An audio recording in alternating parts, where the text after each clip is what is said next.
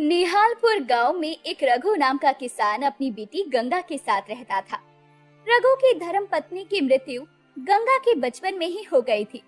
रघु ने गंगा को पालने की खातिर कभी भी दूसरी शादी नहीं की और स्वयं ही गंगा का पालन पोषण कर उसे बड़ा किया। अब गंगा जवान हो चुकी थी। गंगा बहुत खूबसूरत होने के साथ साथ बहुत समझदार भी थी। सारे गांव में उसकी खूबसूरती और समझदारी के चर्चे थे। आज रघु को खेत जाने में बहुत देर हो चुकी थी, इसीलिए वो गंगा से बोला, अरे गंगा, अभी तक तेरा खाना नहीं बना। मुझे खेत जाने के लिए देर हो रही है बिटिया। हाँ बाबा, वो चूल्हे की लकड़ी गीली थी ना, तो इसीलिए आज खाना बनने में देर हो गई। बाबा, आप ऐसा करो, खेत चले जाओ, मैं आपके लिए खाना खेतों में ही ले आऊंगी। ठीक है गंगा, तो मैं खेत जा रहा हूँ। रघु ये कहकर खेतों की तरफ निकल जाता है। रघु ने अपने खेतों में काम किया, खेतों की जुताई की और साफ सफाई भी की। तभी गंगा वहां खाना लेकर आ गई और अपने बाबा को आवाज देकर बोली, बाबा, ओ बाबा, अरे खाना लेकर आ गई हूँ, अब जल्दी से आओ और गर्मा गर्म खाना खा लो, बाकी का काम बाद में कर लेना। थोड़ी देर रुक जा गंगा, 15-20 मिनट का काम बचा है, उसे भी खत्म कर लेता हूँ, फिर आता हूँ। नहीं नहीं बाबा, खाना ठंडा हो जाएगा, आपको अभी आना पड़ेगा, जल्दी आओ वरना मैं गुस्सा हो जाऊंगी आपसे। अरे आ गया, तू तो पिछले जन्म में मेरी दादी अम्मा थी। पिछले जन्म में क्यों, इस जन्म में भी मैं आपकी दादी अम्मा ही हूँ। हाँ हाँ दादी अम्मा, इस जन्म में भी तू दादी अम्मा ही है। चल अब जल्दी से खाना परोस दे, बहुत भूख लग रही है मुझे। गंगा ने रघु को खाना खिलाया और फिर अपने घर चले गई। पास के खेतों में काम कर रहा धनवीर ये सब कुछ देख रहा था। धनवीर रघु का दोस्त था। गंगा के जाने के बाद धनवीर रघु के पास आया और बोला, गंगा बिटिया तो काफी बड़ी हो चुकी है, अब तुझे इसकी शादी की चिंता करनी चाहिए। हाँ धर्मवीर, मैं उसके लिए एक अच्छे वर की तलाश में हूँ। अच्छा लड़का मिलते ही जल्दी ही मैं उसके हाथ पीले करवा दूंगा। अरे रघु, राम किशन का बेटा है ना आकाश, वो भी तो बड़ा अच्छा है, अभी पढ़ाई कर रहा है। तू बोले तो मैं बात चलाता हूँ उससे। हाँ हाँ धर्मवीर, तू बात चला। अब की सीजन में फसल बिकने के बाद हम बिटिया का रिश्ता तय कर देंगे। अगले दिन रघु जल्दी जल्दी तैयार होकर खेत की तरफ जा रहा था। रास्ते में कुछ घनी झाड़ियां पड़ती थी, जिसे पार करके रघु को खेत जाना पड़ता था। उस दिन जब रघु खेत जा रहा था तो अचानक ना जाने कहां से एक सांप आ गया। रघु अपनी धुन में चल रहा था, उसने सांप को नहीं देखा और उसने अपना पैर सांप पर रख दिया। सांप ने रघु को डस लिया। हे भगवान, ये तो मुझे सांप ने डस लिया है, मुझे जल्दी ही अपने घर पहुंचना चाहिए। रघु अब जल्दी जल्दी अपने घर वापस आया और अपने घर के दरवाजे पर आते ही वो गिर पड़ा। गंगा ने उसे गिरा हुआ देखा तो वो दौड़कर पानी लेकर आई। उसने पानी पिलाया, फिर गंगा की नजर रघु के पैर पर गई और गंगा चौंक पड़ी। हे भगवान, बापू को तो सांप ने काट लिया है, अब मैं क्या करूं? जल्दी से जाकर वैद्य जी को बुलाकर लाती हूँ, लेकिन इससे पहले बाबा को अंदर सुलाना होगा। गंगा रघु को जैसे तैसे उठाकर पलंग पर सुला देती है और दौड़कर वैद्य जी के यहाँ जाती है। वैद्य जी जल्दी चलिए, मेरे बाबा को सांप ने काट लिया है। वैद्य जी गंगा के साथ जल्दी से गंगा के घर आए। उन्होंने जल्दी से सांप काटने की जगह पर चीरा लगाकर जहर निकाला और रघु को कुछ दवाइयां पिलाई। इतनी ही देर में गांव में लगभग सभी इकट्ठा हो चुके थे और सभी लोग रघु के होश में आने का इंतजार कर रहे थे। थोड़ी देर बाद रघु को होश आया। उसने सबको अपने पास खड़ा हुआ देखा और फिर गंगा से बोला, गंगा बेटी, मुझे सांप ने काट लिया था। हाँ बाबा, मैंने वैद्य जी को बुला कर लाई थी, उन्होंने आपको दवा दे दी है और अब आप ठीक हैं। लेकिन इसके बाद रघु अपने हाथ पैर हिलाने की कोशिश करता है, परंतु वो अपने हाथ पैर हिला नहीं पाता। गंगा वैद्य जी की तरफ देखने लगती है। तब वैद्य जी गंगा को एक किनारे बुलाकर उससे कहते हैं, देखो गंगा, मैंने तुम्हारे बाबा के शरीर से जहर तो निकाल दिया है, लेकिन इसका असर खत्म नहीं होगा। अब तुम्हारे बाबा अपने हाथ पैर तब तक नहीं हिला पाएंगे जब तक तुम इन्हें शहर ले जाकर इनका इलाज नहीं करवाओगी। और इस इलाज में लगभग 50,000 का खर्चा आएगा, तभी तुम्हारे बाबा ठीक हो सकेंगे। और अगर इस इलाज में देरी होती है तो उनकी जान भी जा सकती है। वैद्य जी ऐसा कहकर चले गए। अब गंगा बहुत परेशान थी। इतने पैसे वो कहाँ से लाएगी? गंगा को सोच में डूबा देखकर रघु ने कहा, बेटी गंगा, तू किस सोच में डूबी है? बेटा, मेरी वजह से तू इतनी परेशान मत हो।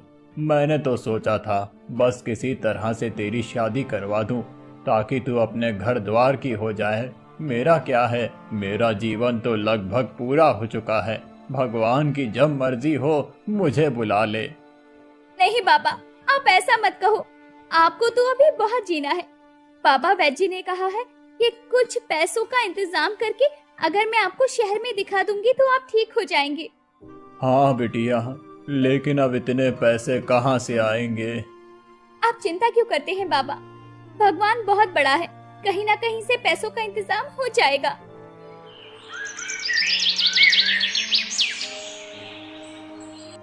अगले दिन गंगा अपने दोस्त आकाश से मिलती है और उसे सारी बात बताती है। दरअसल गंगा और आकाश एक दूसरे को पसंद करते थे और धनवीर ने आकाश के कहने पर ही रघु से गंगा के बारे में बात की थी, परंतु अब मामला कुछ और ही था। आकाश गंगा की बात सुनकर बोला, तुम चिंता मत करो गंगा, किसी न किसी तरह से हमें पैसों का इंतजाम करना ही होगा। तुम्हारे बाबा ठीक हो जाएंगे। और इस तरह कुछ दिन बीत गए। इधर गंगा परेशान थी। एक दिन गांव के चमन चाचा रघु पास गया और बोला, रघु, हमारे गांव के जमींदार है ना करण सिंह, उनकी पत्नी का पिछले साल देहांत हो गया है।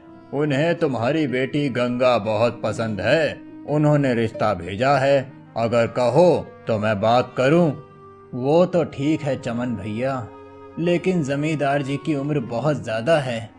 हाँ, लेकिन उनके पास पैसे भी तो बहुत ज्यादा हैं। गंगा वहाँ जाएगी तो राज ही करेगी। उनके 2 बच्चे हैं, एक लड़का 10 साल का और एक लड़की 8 साल की। बच्चों को माँ मिल जाएगी और गंगा को भी एक जीवन साथी मिल जाएगा। भगवान ना करे अगर तुम्हें कुछ हो गया तो बेचारी गंगा तो दुनिया में अकेली ही हो जाएगी। इसीलिए सोच समझकर जवाब दो। हाँ, लेकिन मैं एक बार गंगा से तो पूछ लूं। गंगा अभी नादान है, तुम उसे समझाओगे तो वो जरूर समझ जाएगी। इसके अलावा मैं भी गंगा से बात कर लूंगा। ठीक है चमन भैया, फिर आप बात चला कर देख। चमन वहाँ से निकला ही था कि बाहर गंगा मिल गई। गंगा को देखकर चमन ने गंगा को करण सिंह के रिश्ते के बारे में बताया और साथ में ये भी कहा, देखो गंगा, करण सिंह ने कलावा भेजा है कि तुम्हारे बाबा के इलाज में जो भी पैसा लगेगा वो उसे जरूर लगाएगा और तुम्हारे बाबा को भी अपने पास रखेगा। बिटिया, अपने लिए ना सही तो अपने बाबा के लिए जरूर सोचना। वैसे तुम्हारे बाबा ने भी इस रिश्ते के लिए हाँ कर दी है। गंगा ये सारी बातें सुनकर बहुत चिंता में आ गई। अगले दिन गंगा ने आकाश को सब कुछ बताया। ये सब सुनकर आकाश बोला, नहीं गंगा, मैं तुम्हारी शादी उस बूढ़े जमींदार से नहीं होने दूंगा। तुमसे शादी सिर्फ मैं करूंगा। लेकिन आकाश, फिर मेरे पिताजी का क्या होगा? हमारे पास तो इतने पैसे भी नहीं हैं कि उनका इलाज करवा पाए, और सही समय पर अगर उनका इलाज नहीं हुआ तो उनकी जान को भी खतरा हो सकता है, और मैं ये नहीं देख सकती। गंगा, मुझे 2 दिन का समय दो। तुम्हारे बाबा के इलाज में लगने वाले पैसों का इंतजाम मैं 2 दिनों में कर लूंगा। ये कहकर आकाश अपने घर पहुंचा और अपने माता पिता को सारी बात बताई। साथ में आकाश ने ये भी कहा, पिताजी, अगर आपको एतराज ना हो तो मैं ये घर जमींदार के पास 50,000 में गिरवी रख देता हूँ और फिर शहर जाकर कुछ काम कर लूंगा और 50,000 इकट्ठे करके अपना घर छुड़वा लूंगा। ठीक है बेटा, तुझे जैसा ठीक लगे तू वैसा कर ले, हम तेरे साथ हैं। इसके बाद घर के कागज लेकर आकाश जमींदार के पास पहुंचा और उसने कहा, जमींदार जी, मुझे 50,000 की जरूरत है और गांव में आपके सिवा कोई भी इतने पैसे वाला नहीं है कि तुरंत मुझे 50,000 रुपए दे दे। मैं अपने साथ अपने घर के कागज लेकर आया हूँ आप मेरे घर को गिरवी रख लीजिए और मुझे 50,000 दे दीजिए। अगले 4 महीनों के अंदर मैं आपके पैसे ब्याज सहित वापस कर दूंगा और अपने घर के कागज ले जाऊंगा। ठीक है आकाश, तुम मेरे गांव के हो तो मुझे तुम्हारी मदद करनी ही होगी। इस 50,000 का 4 महीनों के लिए 10,000 ब्याज भी होगा। तुम 4 महीनों में 60,000 ले आना और अपने घर के कागज ले जाना। आकाश पैसे लेकर सीधा गंगा के घर पहुंचा और पैसे गंगा को देते हुए बोला, गंगा, हम तुम्हारे बाबा को आज ही शहर ले जाएंगे और उनका इलाज कराएंगे। इधर गंगा और आकाश रघु को इलाज के लिए शहर लेकर गए तो दूसरी तरफ जमींदार को जब पता चला कि आकाश ने ये सारे पैसे इसीलिए लिए हैं ताकि वो रघु का इलाज करवा सके और गंगा की शादी जमींदार के साथ ना करनी पड़े, ये सुनकर जमींदार बौखला उठा और बोला, अच्छा तो ये बात है, लेकिन तब भी मैं आकाश को गंगा से शादी नहीं करने दूंगा। गंगा को मुझसे ही शादी करनी पड़ेगी। अब देखना आकाश, मैं तुम्हारे साथ क्या करता हूँ। दूसरी तरफ जमींदार के गंदे इरादों से और आकाश रघु का इलाज करवाते हैं। इलाज के बाद बिल्कुल ठीक हो जाता है और वो लोग गांव वापस आ जाते हैं।